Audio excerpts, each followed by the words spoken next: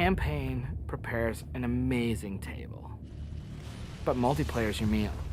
I could eat it every goddamn day, forever. It's like sitting around on the couch with 7 of your buddies, playing Halo multiplayer, trash talking. 2 men enter, the better man leaves. The lesser man is respawning, and that's Halo.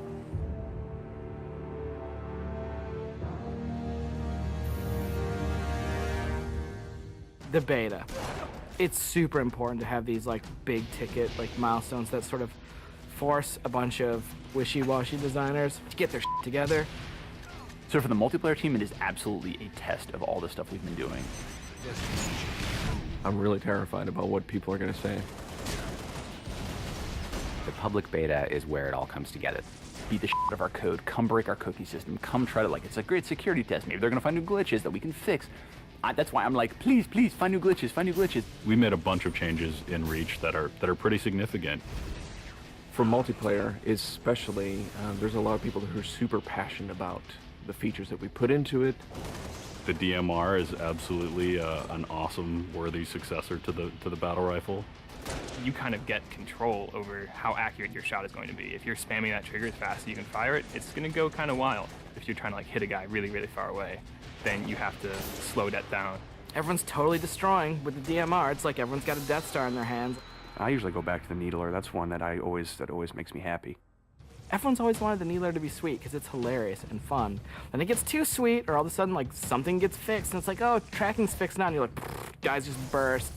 It's been fun to go back and kind of re-envision some of the old friends. Like the sniper rifle. Like I pick up the sniper rifle and I'm like, this is it. It's totally happening, and I'm about to rain death on the plebeians that I work with. And I'm like, yep, it's back. The Covenant focus rifle is awesome because it's like that Sentinel beam from Halo 2, but now it's a sniper weapon. When the pistol started to come back, it was insane. It was so awesome. I'm super excited to see what people do with armor abilities. It totally changes the game. You've got this secret weapon in your back pocket that's your fourth leg of fun. What do you want to be? Like invisible? Do you want to fly? Do you want to turn to stone? With Reach, you've got guys in jetpacks flying around, invisibility guys just showing up. It's kind of a give and take between us and Sage and Josh trying to figure out like what's that perfect balance with all the new stuff. There's a lot of that goes on. They're like, shh, don't tell Sage, he'll nerf it. You're juggling plates, right? You're just sitting there spinning the plates, and occasionally one starts spinning, you're like, ah! And you're like, make Invis more powerful. And everyone's like, no, I'm picking Invis. And you're like, okay, make it less powerful. And then, oh, no, everyone like, I mean, that's what Sage and those guys do. It's a fucking huge challenge. We don't ever want to create one super weapon that works in all cases, because that tends to make the game fairly dull. It's really up to the player to decide how do they want to play on a particular map. It's a choice. Double kill. That's, I think, Halo at its best is like making these choices.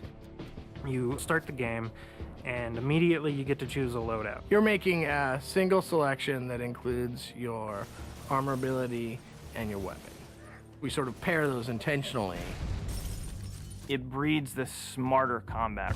You'll definitely notice a big difference in how the game functions. Right now, at this exact moment in development, Armor Lock's insane. It's super powerful. I love it. It is just fucking fun. There are 2 Slayer maps. There's Powerhouse, which is an asymmetrical map. Lots of indoor-outdoor action. Sword Base is a very vertical map. Moving around Sword Base is a completely different scenario when you've got a jetpack versus when you're sprinting. This time around, we decided to integrate all of the multiplayer maps within the campaign. Overlook is another Pioneer-style base. We're using it for a game type called Generator Defense. That's also a multiple loadout game type. Your loadouts are actually far more varied than, say, in Slayer.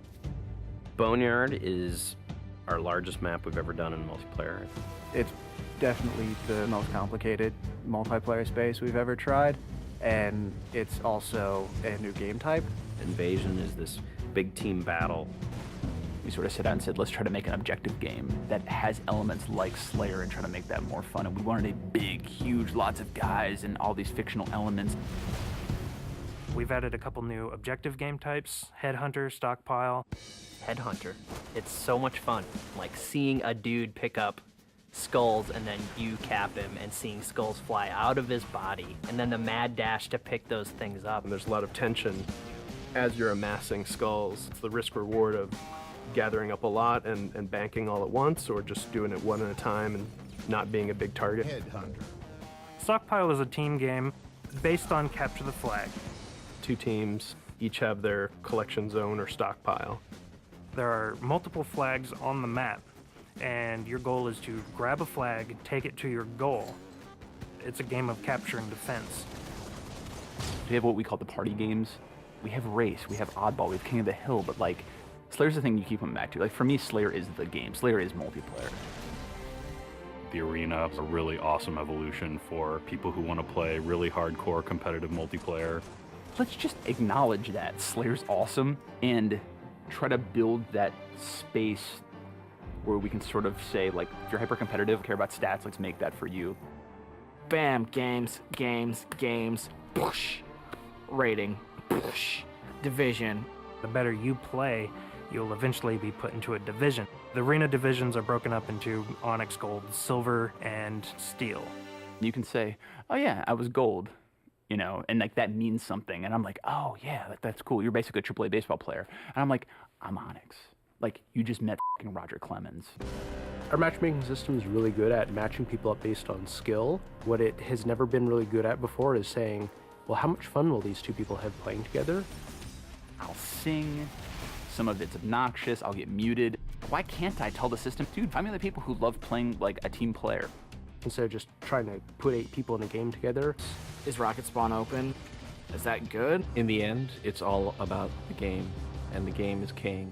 There's that magical step in the process, like it stops being software, and all of a sudden it's more like this thing. I'm playing with my friends, having a beer. It's awesome.